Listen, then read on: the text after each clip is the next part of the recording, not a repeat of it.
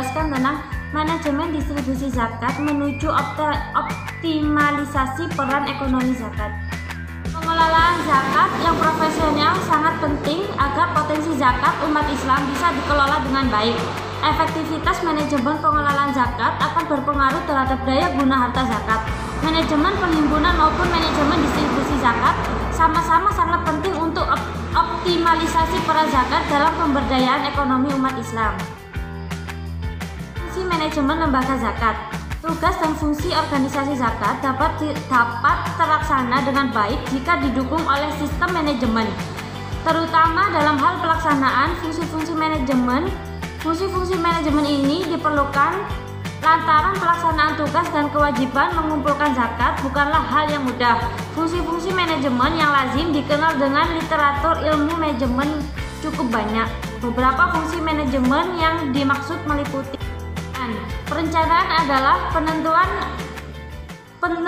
sasaran yang ingin dicapai, tindakan yang seharusnya dilakukan, bentuk organisasi yang tepat untuk pencapaian, dan orang-orang yang bertanggung jawab terhadap kegiatan-kegiatan yang akan dilaksanakan. Selanjutnya, penggerakan. Penggerakan merupakan upaya manajer dalam menggerakkan orang-orang untuk melakukan pekerjaan secara efektif dan efisien berdasarkan perencanaan dan pembagian tugas masing-masing untuk menggerakkan orang-orang tersebut.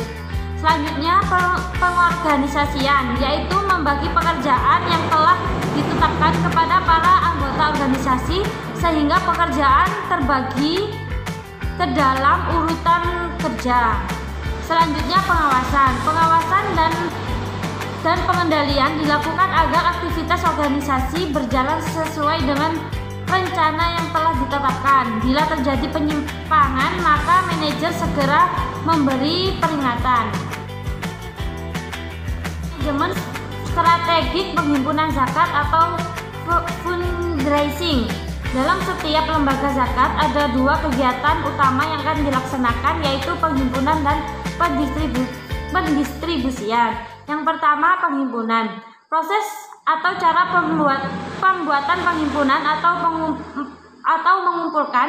Menghimpun berarti berkaitan dengan proses yang dilakukan untuk mencapai tujuan dari satu misi atau program, atau proses yang dilakukan dalam pelaksanaan kebijakan dan pencapaian. Kegiatan fundraising memiliki setidaknya 5 tujuan pokok, yaitu menghimpun dana, menghimpun donatur, menghimpun simpatisan atau mendukung membangun citra lembaga atau brand image, dan memberikan kepuasan pada donatur. Pengorganisasian, penggerakan, dan pengevaluasian. Untuk lebih mengoptimalkan strategi penghimpunan dana, maka sebelumnya perlu mengetahui unsur-unsur dalam kegiatan fundraising. Yang pertama, analisis kebutuhan. Kepercayaan dan pelayanan yang berkualitas merupakan kebutuhan donatur dan muzaki yang harus dipenuhi oleh LAS yang berisi tentang kesesuaian dengan syariah. Yang kedua, identifikasi profil donatur. Profil calon donatur diungkapkan untuk mengetahui lebih awal identitas calon donatur itu sendiri.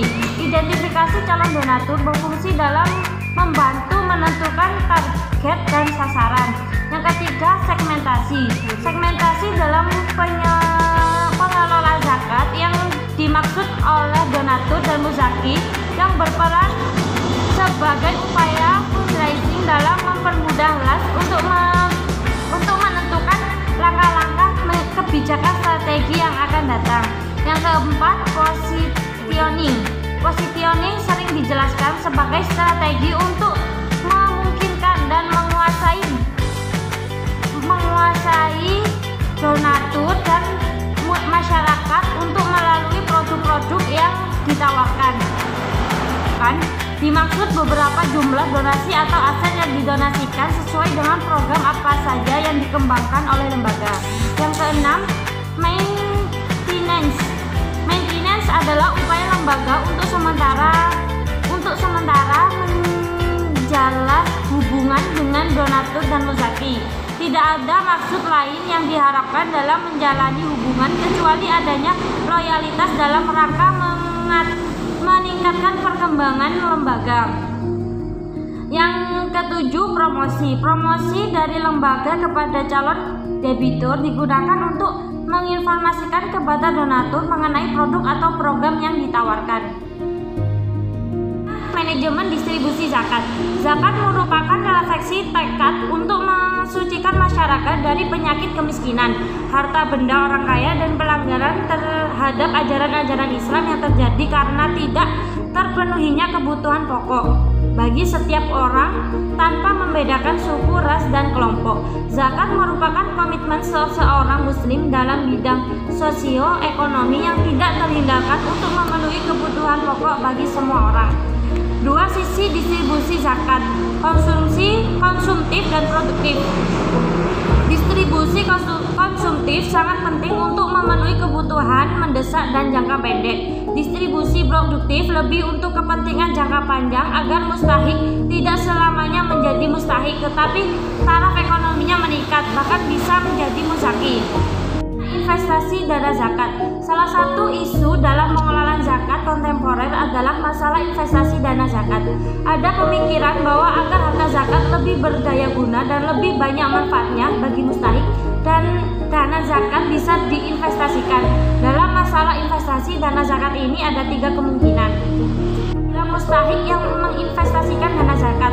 Jumhur ulama berpendapat bahwa seorang mustahik dapat menginvestasikan dana zakatnya setelah mustahik menerima dana zakat tersebut.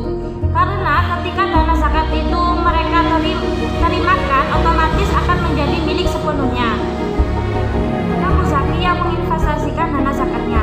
Dalam bahasa fikih yang menjadi persoalan kemudian adalah kemungkinan seseorang muzaki untuk menunda kewajiban zakatnya. Semisal pada saat seorang calon muzaki melihat bahwa kepemilikan aset wajib zakatnya sudah 1 haul, kemudian ia menghitung tarif dari kewajiban tersebut, namun kemudian dana tersebut tidak langsung diberikan kepada mustahik, akan tetapi diinvestasikan terlebih dahulu.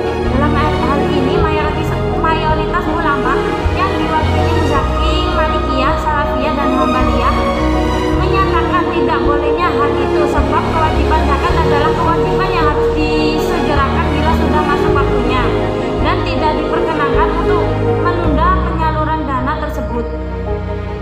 Bila petugas zakat atau amil yang menginvestasikan dana zakat. Bila amil zakat tidak langsung memberikan sebagian dana zakat yang berhasil mereka kumpulkan, namun menginvestasikannya untuk kepentingan mustahik zakat. Permasalahan ini belum banyak dibahas dalam kajian fikih klasik.